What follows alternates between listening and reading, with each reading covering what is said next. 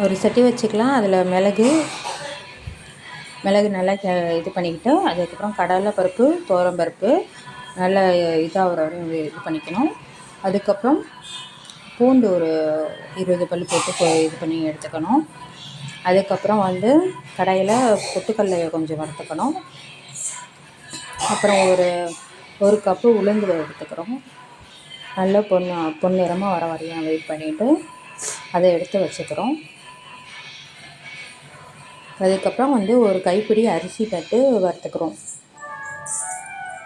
நல்லா அந்த பொரி மாதிரி வர மாதிரியும் நம்ம வச்சுக்கணும். அதுக்கப்புறம் நம்ம எடுத்து வச்சிடலாம் தட்டில். அதுக்கப்புறம் கொஞ்சம் மஞ்சத்தூள், கொஞ்சம் பெருங்காயத்தூள் ஆட் பண்ணிக்கலாம். கொஞ்சம் உப்பு ஆட் பண்ணிக்கலாம், ஒரு 1.5 கை. இப்போ கொஞ்சம் கருவேப்பிலை, வரமிளகா, உப்பு போட்டு நம்ம அரைச்சிக்கலாம். அரைச்சது பொடி ரெடி ஆயிடுச்சு.